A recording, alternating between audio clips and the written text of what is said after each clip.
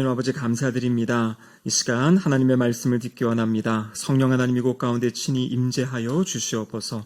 저의 마음밭이 좋은 밭으로 준비되어져 하나님의 말씀이 심겨지게 하시고 열매 맺는 은혜의 역사가 있게 하여 주시옵소서.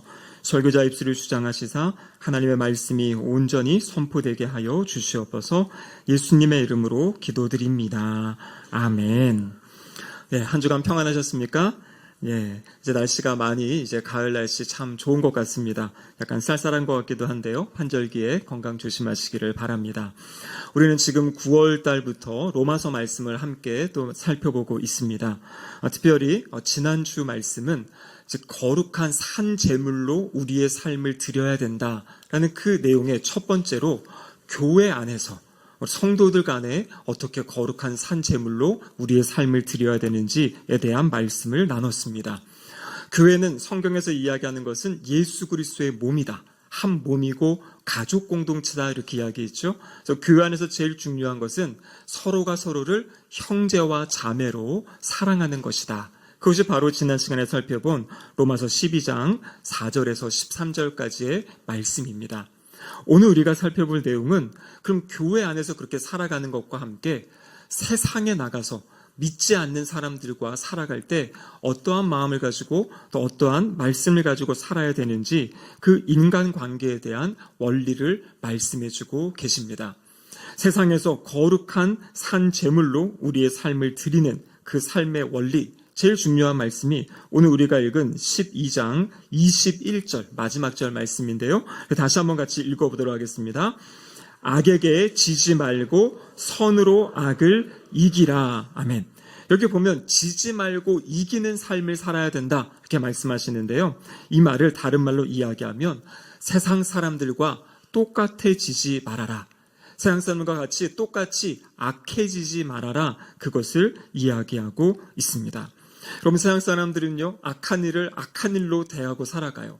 그리고 그 악한 일에 대해서 내가 잘 대응하였을 때 잘했다 이렇게 칭찬하고 또 서로를 위로하고 격려합니다.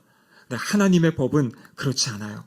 상대가 악한 일을 행할지라도 그것을 악한 일로 대하지 않고 선하게 대응하는 것, 그것이 바로 이기는 삶, 승리하는 삶이다라고 이야기하고 있습니다.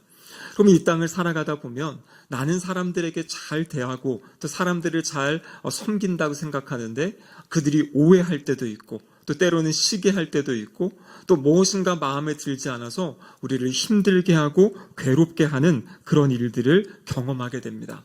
그래서 때로는 어떤 사람을 만날 때 저 사람 정말 악하다, 정말 나쁘다, 정말 한 손으로 이렇게 한 대 쥐어 박아주고 싶다라는 그러한 말을 하고 행동을 하는 사람들이 있어요. 근데 그것뿐만 아니라 어떤 경제적으로나 나에게 커다란 손실을 입히는 어떤 그런 사람들도 있을 수 있다라는 것이죠. 그래서 모든 사람들은 자기 나름대로의 작은 수준에서 보복을 하며 살아갑니다. 가장 큰 것이 무엇입니까? 이제 욕을 한다든지 자기 마음 안에 있는 것들을 그냥 이렇게 쏟아내고 토해내고 그 사람에게 이제 막 이야기하는 것이에요. 어른들 같은 경우에는 어떤 다양한 힘을 통해서 자신에게 어떠한 영향력이 있거나 힘이 있다면 그것을 이용하려고 하고 아니면 어떤 다른 사람들을 통해서라도 무엇인가 나에게 해를 입힌 사람들, 그들에게 또 다른 해를 입히기 원하고 상처를 주기 원하는 그런 마음들로 살아간다라는 것이죠. 여러분, 사람들의 이러한 마음을 잘 이제 읽고 만들어내는 것이 세상 문화지 않습니까? 그래서 몇 년 전에 아주 유행했던 이 더 글로리라는 그런 드라마가 있습니다. 보신 적 있습니까? 전 다 보지는 못하고 이렇게 이야기도 듣고 장면들을 보았는데요. 그 이야기가 어떤 것입니까? 한 여성이 자신이 학창 시절에 받았던 그 학교에서의 그러한 어려움, 폭력, 학교 폭력의 피해를 입고 성인이 되어가지고 가해자들을 한 명 한 명 사적으로 복수해가는 어떤 그런 드라마의 모습들. 근데 그것들이 사람들의 마음 가운데 통쾌함을 주고 또 기쁨을 준다라는 것이죠. 우리가 몇 년 전에 또 방영하였던 모범택시라는 그런 드라마가 있었죠. 제가 아까 기사를 검색해 보니까 11월 달에 이 모범택시 3가 또 나온다고 하는데요. 이게 무엇이냐면 그 법적인 보호를 받지 못하는 그런 사람들, 이 모범 택시 회사에 전화를 하면 정의가 사라진 사회 대신 복수해드립니다. 이런 모토를 가지고 이제 그 현장에 가서 이제 복수하는 어떤 그런 모습들을 보여주고 있어요. 이것이 무엇이냐면 사회 시스템이 좀 불안정한 그런 가운데 자신이 무엇인가를 해서 다른 사람에게 좀 복수하면서 살고 싶은 자신의 억울함들을 또 해소하고 싶은 그런 마음들을 잘 대변해주는 어떤 그러한 드라마이지요. 여러분, 그런데 오늘 우리가 읽은 성경 말씀 본문에서는 정 다른 것을 이야기하고 있습니다. 하나님, 이 사람들이 우리에게 어떤 상처를 입히고 어떤 피해를 입혔을 때 이것을 개인적으로 안 갚으면서는 안 된다라는 것이 성경의 가르침입니다. 우리 예수님께서 친히 산상수훈 가운데 이렇게 말씀하셨어요. 마태복음 5장 38절과 39절에 보시면 같이 한번 읽어보겠습니다. 또 눈은 눈으로 이는 이로 갚으라 하였다는 것을 너희가 들었으나 나는 너희에게 이르노니 악한 자를 대적하지 말라. 누구든지 내 오른편 뺨을 치거든 왼편도 돌려대며. 참 어려운 말씀이지요. 이 말씀의 그 기본 가르침은 무엇이냐면 개인적으로 보복하지 말 것을 이야기하고 있는 것이에요.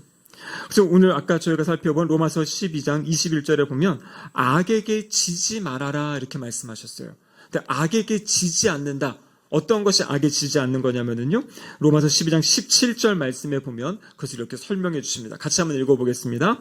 아무에게도 악을 악으로 갚지 말고 모든 사람 앞에서 선한 일을 도모하라. 아멘.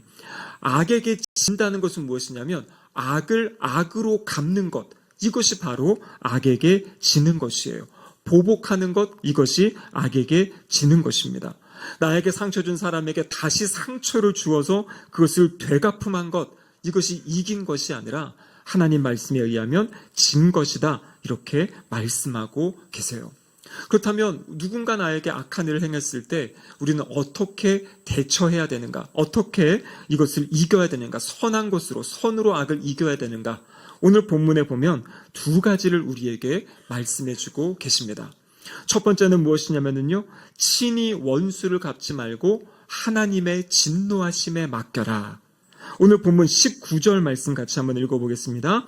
내 사랑하는 자들아, 너희가 친히 원수를 갚지 말고 하나님의 진노하심에 맡기라. 기록되었으되 원수 갚는 것이 내게 있으니 내가 갚으리라고 주께서 말씀하시니라. 아멘. 여기 보면 너희가 친히 원수를 갚지 말아라. 개인적으로 보복하거나 처벌해서는 안 된다라는 것을 이야기하고 계신 겁니다. 여러분, 그렇다고 해서 하나님이 악에 대해서 그냥 악을 방관하라는 그런 내용은 아니에요. 오늘 말씀에 보면 뭐라고 되어 있습니까? 하나님의 진노하심에 맡겨라 이렇게 말씀하시는 거죠. 그러니까 이 심판과 처벌은 내가 직접 하는 것이 아니라 하나님께 맡겨라. 하나님의 진노하심에 맡길 것을 이야기하고 있습니다. 여러분, 그렇다면 하나님의 진노하심에 맡기는 것이 무엇이겠습니까? 이것에 대한 내용이 어디에 나와 있냐면 바로 이어지는 로마서 13장 1절에서 바로 10절까지 여기 보면은 권세 있는 자들, 나라, 국가에 대한 이야기를 합니다. 근데 그 내용이 무엇을 이야기하는 거냐면 하나님의 진노하심에 맡긴다라는 것은 바로 국가에 이것을 맡기는 것이에요. 그러니까 국가에 맡겨서 국가를 통해서, 나라를 통해서 어떤 심판이나 이런 체벌, 이것들을 행하게 하는 것이죠. 그래서 로마서 13장 4절에 보면 이렇게 기록되어 있습니다. 그는 하나님의 사역자가 되어 내게 선을 베푸는 자니라. 그러나 내가 악을 행하거든 두려워하라. 그가 공연히 칼을 가지지 아니하였으니 곧 하나님의 사역자가 되어 악을 행하는 자에게 진노하심을 따라 보응하는 자니라. 여러분, 여기서 나오는 그가 누구겠습니까? 하나님의 사역자라고 하는데요. 이것은 어떤 목회자나 선교사 이런 사역자를 이야기하는 것이 아니에요. 바로 행정관리들을 이야기합니다. 하나님께서 우리가 살아가는 곳에 국가 시스템을 주시고요. 그 위에 사람들을 세우시고 다스리고 통치하는 사람들에게 이 일을 맡기신 거예요. 그래서 국가가 해야 되는 아주 중요한 일이 무엇입니까? 선한 것을 증진하고 보상하고 또 악을 억제하고 처벌하는 것. 이것이 바로 국가가 해야 되는 것이죠. 요즘에 우리가 이 캄보디아 관련된 일로 참 많은 기사들, 많은 이런 이야기들을 보게 되는데요. 많은 사람들이 기본 생각이 무엇입니까? 우리 국민이 해외 나가서 어려움을 당하고 있을 때 우리 국가가 그들을 구해내야 된다. 그들의 안전을 책임져야 된다. 이런 생각을 갖잖아요. 그러니까 잘못된 것에 대해서 국가가 그것을 벌하고 또 정말 필요한 것들을 돕는 일을 위해서 하나님이 국가를 우리에게 주셨다라는 것입니다. 그렇기 때문에 우리의 잘못된 일이 있을 때에는 가장 중요한 것은 서로 잘 해결하는 거죠. 근데 그것이 되지 않을 때에는 복수하거나 보복하는 것이 아니라 국가의, 그러니까 사법 시스템에 그 문제들을 맡기는 것입니다. 그래서 오늘 구약성경에 아모스 5장 24절에 보면 하나님이 기대하시는 그런 하나님의 나라의 모습이 있어요. 아모스 5장 24절 말씀에 보면 이렇게 되어 있죠. 같이 한번 읽어보겠습니다. 오직 정의를 물같이 공의를 마르지 않는 강같이 흐르게 할지어다. 그러니까 하나님이 기뻐하시는, 하나님이 기대하시는 하나님 나라가 세워지는 모습은 무엇이냐면 정의로운 나라, 공의로운 나라예요. 여기서 말하는 정의라는 것은 무엇이냐면 사법 시스템이 제대로 갖추어지고 그것에 따라서 잘한 것과 잘못한 것이 잘 분별되어지는 나라. 그것이 하나님이 기대하시는 나라의 모습입니다. 우리는 많이 알고 있죠. 유전무죄, 무전유죄 해가지고 돈 있는 사람들에게는 이 법의 기준이 너무나 낮아지는 것 같고 돈 없고 연약한 사람들에게는 더 가혹한 것 같은 이러한 것들은 이제 잘못된 모습이라는 거죠. 그래서 하나님의 말씀도 정의를 물같이 공의를 마르지 않는 강같이 정의와 공의가 바로 세워지는 그 나라를 이야기하고 있는 것입니다. 그래서 이 정의가 바로 세워질 때 이 그 나라의 어떤 자신의 억울함들 이것들을 나라가 국가가 풀어주고 해결해주는 그 역할을 하는 것이에요. 그것이 바로 하나님의 진노에 맡긴다라는 것의 첫 번째 의미입니다. 내가 아니라 국가의 시스템에 맡기는 것이에요. 그리고 두 번째 하나님의 진노에 맡긴다는 것은 무엇이냐면 하나님의 최종적인 심판에 맡긴다라는 것이에요. 때로는 억울한 일이 있습니다. 국가가 그것을 풀어주지 못하는 일이 있어요. 한평생 그 억울함과 아픔 가운데 가슴에 맺힌 한을 가지고 살아가는 그러한 사람들이 있잖아요. 제가 주중에도 한 청년을 만났는데요. 그 아버지가 이 사업을 하시다가 이제 사기를 당하신 거예요. 그래가지고 가지고 있던 재산들을 다 잃어버리고 아버지도 어려운 삶을 사시다가 돌아가시고 그 자녀들도 정말 너무나 힘든 삶을 살아가서 그 아픔 때문에 자신의 삶의 자리를 살아가지 못하는 그러한 청년의 이야기를 들어보았어요. 너무나 마음 아픔, 너무나 큰 짐, 어떻게 할 수 없고 법적으로도 해결되지 않는 그러한 상황 가운데 아픔을 가지고 산다는 거죠. 근데 하나님의 말씀은 무엇이냐면 그런 상황에는 하나님의 최종적인 심판에 맡겨라 이렇게 말씀하세요. 우리가 로마서 말씀을 볼 때 하나님의 그 진노는 두 가지로 나타난다 그랬죠. 이 땅에서의 진노하심에 나타나는 첫 번째는 유기하심, 내버려 두시는 거라 그랬어요. 그리고 두 번째는 뭐였냐면 하나님의 최종 심판이 있다. 정의롭고 공의로운 의로운 심판이 있다. 로마서 2장 5절에 나와 있는 그 마지막에 있을 심판을 하나님께 맡겨드리는 것이에요. 그래서 나의 마음을 풀고 하나님께서 아시죠. 하나님께서 올바르게 마지막에 다 심판하실 줄 믿습니다 하고 하나님께 내어 맡기는 것, 그것이 바로 선으로 악을 이기는 첫 번째 삶의 모습이다라고 오늘 본문이 우리에게 가르쳐주고 계십니다. 그런데 여러분 여기서 끝나는 것이 아니에요. 하나님께 맡기고 그냥 끝나는 것이 아니라 우리가 적극적으로 해야 될 것이 있어요. 선으로 악을 이기기 위해서는. 그것은 무엇이냐면 원수에게 구체적으로 선한 일을 도모하는 것입니다. 오늘 본문 12장 20절 말씀인데요. 20절 말씀 같이 한번 읽어보겠습니다. 내 원수가 줄이거든 먹이고 목마르거든 마시게 하라. 그리함으로 내가 숯불을 그 머리에 쌓아 놓으리라. 아멘. 여러분, 나에게 해를 입히고 아픔을 준 사람, 그 사람을 내가 참고 용서하고 이 마음을 하나님께 맡기는 이 과정도 쉽지 않은 건데 오늘 성경 말씀은 뭐라고 이야기합니까? 내 원수가 줄이거든 먹이고 목마르거든 마시게 하라. 적극적으로 그들에게 선을 행할 것을 이야기하고 있습니다. 그러면 이 말씀은 참 우리가 인간의 생각으로 마음으로는 받아들이기 어려운 말씀이에요. 또 우리가 우리의 힘으로는 지킬 수 없는 말씀이죠. 근데 분명한 것은 이것은 하나님의 말씀이다라는 것입니다. 그래서 근데 이 뒤에 하반절에 보면은 이런 말씀이 있어요. 그렇게 그들을 잘 대함으로 내가 숯불을 그 머리에 쌓아 놓으리라. 우리가 그렇게 그들에게 선을 행할 때 그들의 머리 위에 숯불이 쌓인다 이렇게 이야기합니다. 그래서 어떤 분들은 이제 이 말씀을 오해해가지고 내가 선을 더 잘 베푸면 나중에 그들에게 더 큰 심판이 있을 거다. 이렇게 이제 잘못 이 말씀을 이해할 수 있는데요. 결코 그렇지 않습니다. 이 말의 의미는 무엇이냐면 우리가 그들이 잘못했음에도 불구하고 선을 베풀고 선대를 할 때 그들 머리에 이 뜨거움이 있는 것이에요. 무엇 때문에 그렇습니까? 부끄러움 때문에. 그러니까 우리가 그들을 선대할 때 그들의 양심이 움직일 수 있고요. 양심의 고통, 가책 때문에 그래서 이 머리가 뜨거워지는. 그래서 결국에 그들의 마음이 무엇인가 회개하고 돌아올 수 있는 그런 기회를 줄 것을 말씀하고 계신 거예요. 그러니까 하나님께 그냥 다 내어 맡기고 하나님의 진노하심에 맡기고 우리가 해야 될 것은 무엇이냐면 적극적으로 그들에게 선을 행해서 그 영혼들도 하나님 앞에 돌아올 수 있도록 하나님 앞에 용서받고 새로운 삶을 살아갈 수 있도록 그렇게 그들을 선대할 것을 우리 주님은 우리에게 말씀하고 계십니다. 여러분 그런데 구약 성경에 보면 이렇게 살았던 분이 계십니다. 누굴까요? 바로 다윗입니다. 다윗은 사울 왕이 끊임없이 자신을 죽이려고 추격해 왔어요. 하나님이 다윗을 선택하고 부르셔서 왕으로 기름 부었죠. 근데 그 기름 부음을 받은 그 순간부터 약 10년이라는 시간 이상을 사울에 의해서 쫓기는 삶을 살아가게 됩니다. 말 그대로 죽이겠다고 다윗에게 창을 던지고요. 그러한 정말 위협을 3,000명이나 되는 군대를 이끌고 다니면서 다윗을 죽이려고 추적했습니다. 그런데 다윗에게 2번의 사울을 죽일 수 있는 기회가 있었잖아요. 동굴 속에 있는데 사울이 용변을 보러 동굴에 들어왔어요. 주변 사람들은 하나님이 주신 기회입니다라고 했지만 다윗은 사울을 죽이지 않습니다.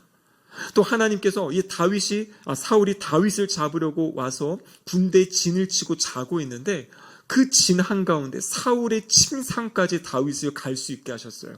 하나님이 주변을 잠재우신 거죠. 그 순간에 옆에 있던 아비새가 하나님이 주신 기회입니다. 다윗 왕을 죽입시다. 우리 이렇게 힘들게 하고 어렵게 한 이것을 복수합시다라고 이야기하지만 다윗은 어떻게 합니까? 그것을 말리게 돼요. 그렇게 하면 안 된다라고 이야기를 하는 것입니다. 그래서 다윗의 마음에는 이 사무엘상 24장 12절에 보면 이렇게 기록되어 있어요. 같이 한번 읽어보겠습니다. 여호와께서는 나와 왕 사이를 판단하사 여호와께서 나를 위하여 왕에게 보복하시려니와 내 손으로는 왕을 해하지 아니겠나이다. 그러니까 하나님께서 다루신다라는 것을 이야기하고 자신은 그 왕에게 해를 끼치지 않겠다고 다윗이 그 마음을 가지고 살았던 것이에요. 오늘 우리가 읽은 본문 아래에도 각주로 보면요. 신명기 32장 35절의 말씀이 있는데요. 세번역 성경을 보면 이렇게 기록되어 있습니다. 원수 갚는 것은 내가 하는 일이니 하나님이 하시는 말씀이죠. 내가 갚는다. 원수들이 넘어질 때가 곧 온다. 재난의 날이 가깝고 멸망의 때가 그들에게 곧 덮친다. 그래서 다윗은 이 신명기 말씀을 자신의 마음에 품고 내가 할 일은 심판하고 원수 갚는 것이 아니라 나는 내가 하나님이 맡겨주신 그 일을 감당하는 것이다. 그리고 여러 차례 사울에게 선대하는 그런 모습을 보여줘요. 그래서 일시적이지만 사울이 자신의 잘못을 깨닫고 다윗에게 잘못을 고백하기도 하고요. 다윗을 축복해주는 그런 모습을 보여줍니다. 여러분 우리가 경험해봤다시피 나에게 악한 일을 하는 사람 내가 선대한다고 해서 그 마음이 변하지 않는 경우도 있어요. 그 사람은 끊임없이 악한 일을 행하는 경우도 있습니다. 그런데 하나님의 말씀은 뭐냐면요. 그냥 나는 내가 할 일을 하면 된다라고 말씀하세요. 여러분 이 말씀은 참 어려운 말씀이죠. 근데 하나님께서 우리에게 이 엄청난 명령을 하시는 이유가 무엇이겠습니까? 하나님은요, 우리가 우리의 삶을 행복하고 평안을 누리며 살아가기를 원하시기 때문이에요. 우리의 마음이 어떤 미움으로 가득 차 있고 어떤 복수심으로 가득 차 있고 원통함과 애통함 가운데 있다면 그럼 우리의 삶은 결코 행복할 수 없습니다. 그렇게 되면 우리의 마음이 병들게 되고요. 우리의 영혼이 병들게 되고 그 아픈 것이 우리의 육체로도 나타나게 되잖아요. 결국에는 우리가 상하고 우리의 삶이 비참하고 피폐해지기 때문에 하나님께서는 그들을 용서하면서 그 모든 것을 하나님께 내어 맡기고 오히려 더 새롭게 이 선한 삶을 살아갈 것을 우리에게 말씀하고 계신 거예요. 그리고 또 한 가지는 무엇이냐면 그러한 삶을 통해서 하나님은 우리가 하나님의 그 온전함에 이르는 그 모습을 이루어가기를 원하신다. 하나님의 자녀로서의 그 모습대로 살아가기를 원하신다고 말씀하고 계십니다. 예수님께서 마태복음 5장 44절과 45절에 이렇게 말씀하셨어요. 같이 한번 읽겠습니다. 나는 너희에게 이르노니 너희 원수를 사랑하며 너희를 박해하는 자를 위하여 기도하라. 이렇게 한즉 하늘에 계신 너희 아버지의 아들이 되리니. 아멘. 여러분, 이미 우리는 예수 그리스도를 믿음으로 하나님의 자녀가 되었어요. 여기서 하나님의 아들이 된다는 것은 이제 정말 그렇게 살아가는 모습을 통해 하나님의 자녀에 합당한 삶을 살아가게 될 것을 말씀하고 계시는 겁니다. 예수님 뭐라고 말씀하세요? 원수를 사랑해라. 너희를 박해하는 자를 위하여 기도해라. 오늘 로마서 12장 14절 시작에도 그렇게 되어 있죠. 너희를 박해하는 자를 위하여 축복하라. 축복하고 저주하지 말라. 여러분, 이 말씀은 하나님이 우리를 너무 사랑하셔서 우리에게 주시는 말씀이에요. 그런데 중요한 것은 우리의 힘으로 우리의 능력으로는 결코 행할 수 없는 말씀이죠. 근데 우리 주님이 먼저 모본을 보여주셨잖아요. 우리 로마서 5장에서 살펴볼 때 우리와 주님이 어떤 관계라고 그랬습니까? 원수된 관계라고 이야기했어요. 원수된 우리를 사랑하셔서 주님이 십자가에서 자신을 내어주셨습니다. 그 모습을 따라가라고, 그 삶을 살아가라고. 그래서 주님이 자신을 내어주신 결과가 무엇입니까? 우리와 하나님과 화목하게 된 것이죠. 우리가 주님의 말씀에 순종하며 살아갈 때 또 다른 영혼을 구원할 수 있고요. 무엇보다도 우리의 심령이 살아날 수 있다라고 말씀하고 계십니다. 오늘 주신 이 말씀, 세상에 나가 살아갈 때 기본적으로는 형제를, 이웃을 사랑하는, 이웃을 내 몸같이 사랑하는 것이죠. 근데 원수 같은 사람이 있을지라도 그 사람을 위해 기도하며 또 그들을 용서하며 사랑하며 살 것을 우리 하나님이 말씀하고 계십니다. 이 하나님의 높고 엄중한 말씀에 순종함으로 하나님이 주시는 은혜의 삶 살아가는 우리 모두가 되시기를 주님의 이름으로 축복합니다. 아멘. 기도하시겠습니다. 하나님 아버지 감사드립니다. 우리에게는 참 무거운 말씀이지만 하나님의 살아있는 말씀이고 우리의 삶을 일으키며 세우며 살리는 말씀인 줄로 믿습니다. 우리의 삶의 자리에 끊임없이 이웃을 사랑하는 삶 살게 하시고 원수까지도 사랑하며 축복할 수 있는 하나님의 자녀의 삶을 살아가는 우리 모두가 되게 하여 주시옵소서. 예수님의 이름으로 기도드립니다. 아멘.